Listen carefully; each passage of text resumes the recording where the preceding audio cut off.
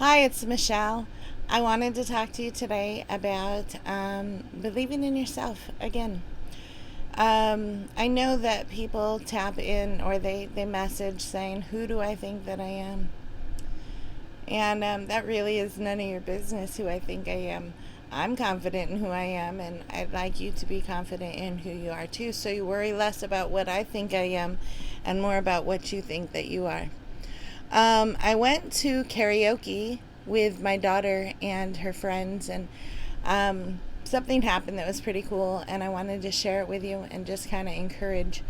But so we went karaokeing. I didn't sing at all, but my daughter's friends did, and this great group of girls, most of them have lived with us over the years at one time or another. And these girls were going up there and they were singing, and I don't know if they were a little shy because I was with them, or if they're always that shy. But there was one girl that was there doing karaoke, and she couldn't sing a lick. She couldn't carry one note. But she went up there with so much confidence, like it radiated, and every eye was on her because she wowed everybody with her confidence. And her confidence wasn't about how well she could sing. It was just that she was going up there and believing in herself. And so I was talking to these girls that are all like my spiritual daughters, and one of the things I said was, I want you to go back to when you were 12 or 14 or 16 or 18 or 25.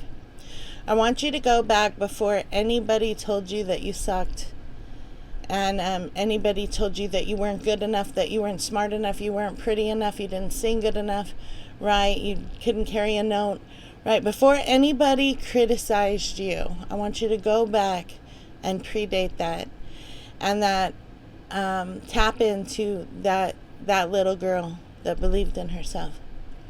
When I was a little kid, we used to sing in the garage, and we used to put these curtains up, and we would draw them back like a grand presentation, and we would sing, and I would sing Pat Benatar, and Hit Me With Your Best Shot. I really knew all the words. I was really good at that. And Donna Summer, oh my gosh, like I was going to be the next Donna Summer. It didn't matter that I wasn't black. I was going to be the next Donna Summer. And I just I thought I could sing, and I felt good about me. And so I went out there, and I went out there with so much confidence. And I think that when we're told that we're not good enough over the years, we take it to heart, and that affects who we are. That affects what we do and what we fail to do. That affects our ability to believe in ourselves at so many levels. And with Chiari and the comorbid brain conditions that we face, and all the meds that we have to take, and all the doctors that have mocked our symptoms,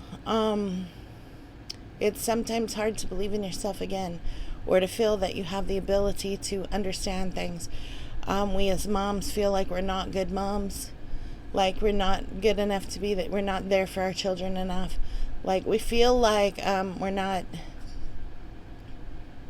we feel like a burden to everybody that's around us, like they would be better off if they had someone else. And that is just such a lie from the pit of hell. We really need to believe in ourselves once again. We have to understand that, none of what we're going through takes God by surprise. And we have a destiny. We have a purpose to be on this world. And even if it's hard to do what we need to do, that doesn't mean we're incapable. It just means we have to do the difficult. So I want you to just kind of let go of all the negative things that you've ever been told, and I want you to go back and tap into that confident 12-year-old you, or that confident 16-year-old you, whatever age it was where you felt like you could conquer the world.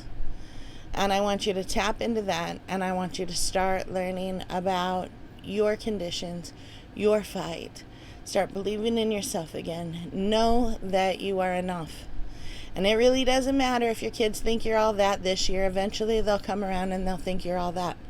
It doesn't really matter if your husband completely understands, right? Like, he can get there. But